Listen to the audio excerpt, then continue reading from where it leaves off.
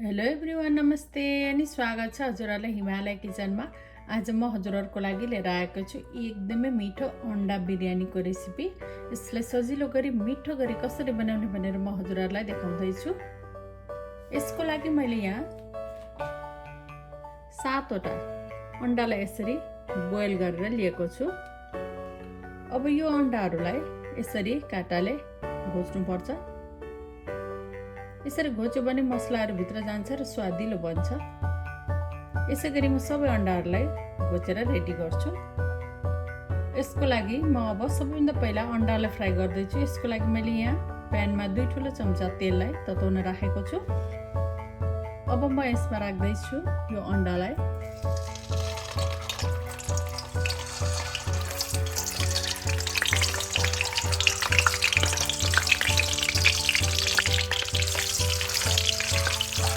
अब अन्डालाई राम्ररी यसरी फ्राई गर्नुपर्छ पहिला।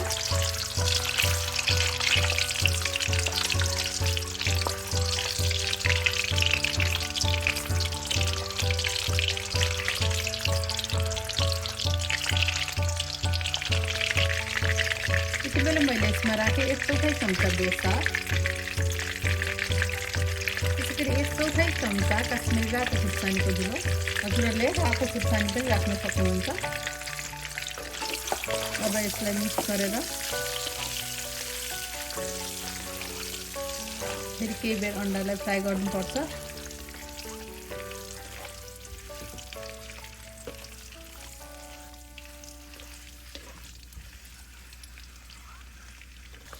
ल अब अन्डा राम्ररी फ्राई भइसकेको छ। अब म यसलाई झिक्दैछु।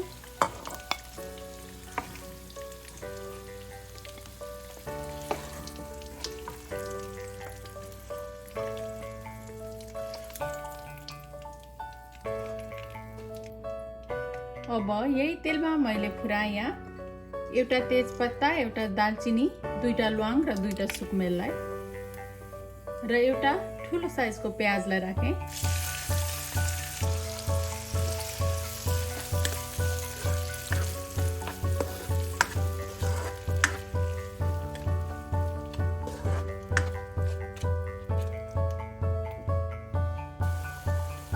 प्याज यतिको पछि मैले यसमा राखेँ 1 सानो चम्चा लसुन अदुवाको पेस्ट,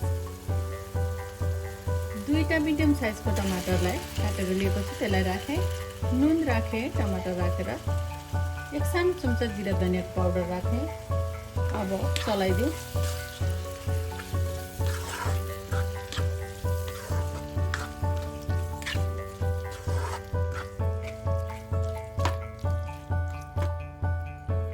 एक चौथाई चम्चा बेसार राखेँ, 1/4 चम्चा काश्मिरी रातो खुर्सानीको धुलो राखेँ। मिक्स गरिदिउँ फेरि।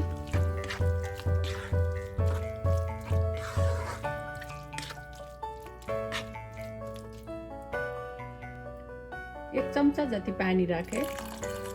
अब यसलाई छोपेर टमाटर राम्ररी गलुन्जेलसम्म पकाउनु पर्छ।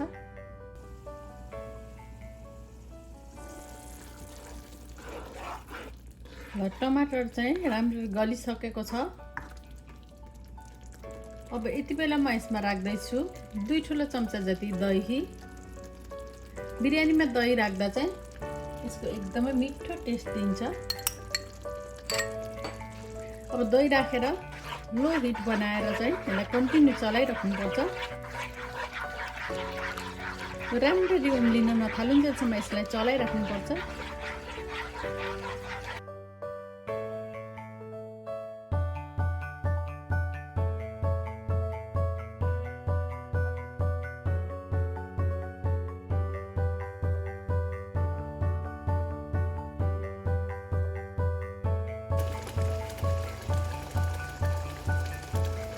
र यति बेला मैले राखेँ मैले अघि फ्राई गरेको अन्डालाई। थोरै नुन थपेँ मैले आफ्नो स्वाद अनुसार। 1/4 चम्चा गरम मसला राखेँ। अब मिक्स गरिदिउँ।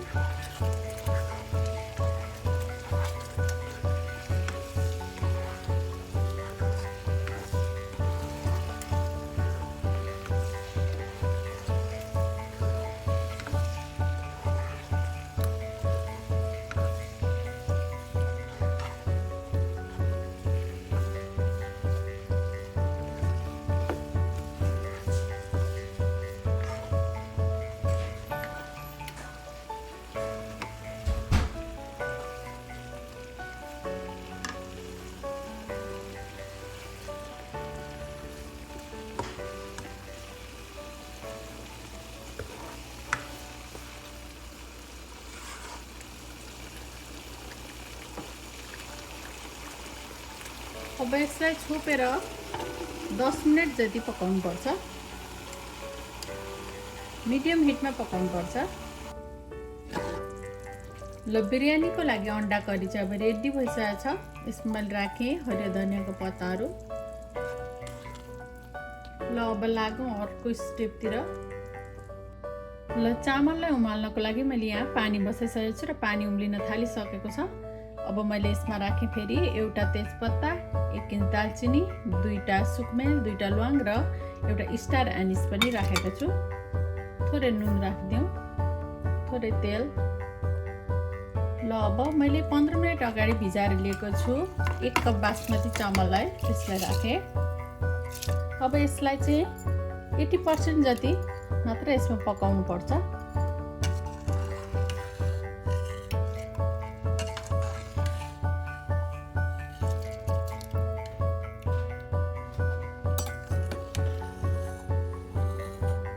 ल अब बिरयानीको लागि खाना चाहिँ रेडी भएछ।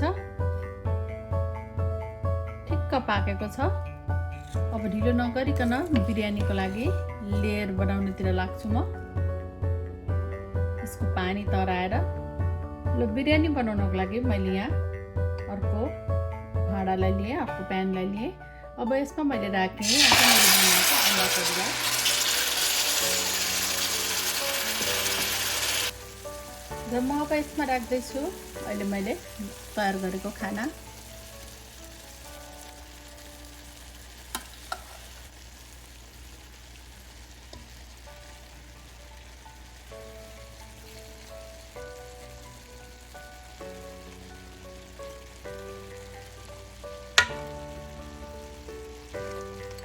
अब मैले राखेँ बिरयानी मसला, 1 सानो चम्चा राखेँ। के हरियो धनियाको पत्ताहरू, पुदिनाको पत्ता। यसरी पुदिनाको पत्ता राख्दा एकदम मिठो टेस्ट आउँछ बिरयानीमा। एउटा हरियो खुर्सानीलाई राखेँ। 1 ठुलो चम्चा जति घिउ राखेँ। र अब मैले राखेँ अर्को लेयर खानालाई।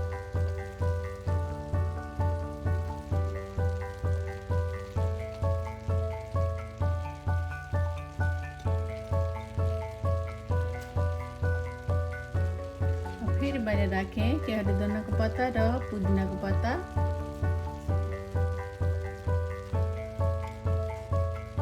एक ठुलो चम्चा घिउ,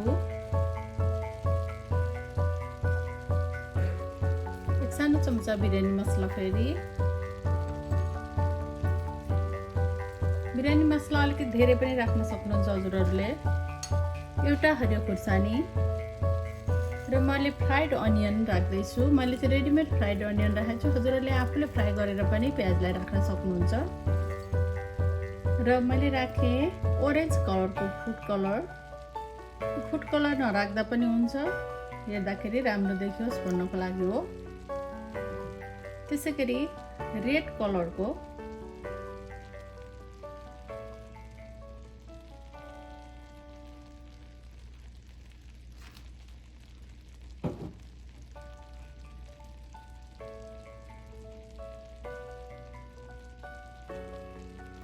अब यति गरेपछि यसलाई छोपेर खाना राम्ररी पाकुन्जेल पकाउनु पर्छ। यसलाई सिल गरेर पनि बनाउन सक्नुहुन्छ हजुरले, तर यतिकै पनि राम्ररी पाक्छ।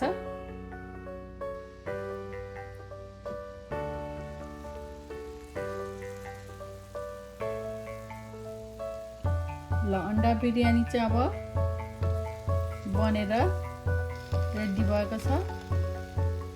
एकदमै राम्रो, एकदम खाउ खाउ लाग्ने देखिएको छ।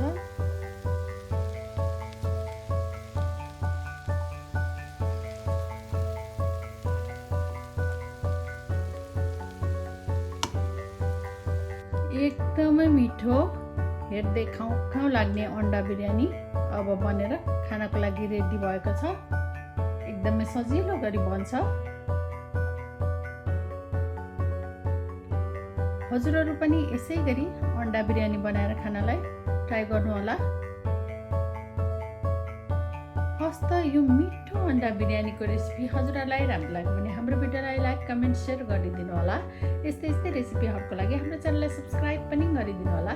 सब्सक्राइब गरिसकेपछि नजिकै रहेको नोटिफिकेसन बेललाई पनि अवश्य पनि क्लिक गरिदिनु होला। फेरि पनि यस्तै मिठो परिकारको रेसिपी लिएर आउने नै छु। हाम्रो भिडियो हेरिदिनु भएकोमा हजुरहरूलाई धेरै धेरै धन्यवाद।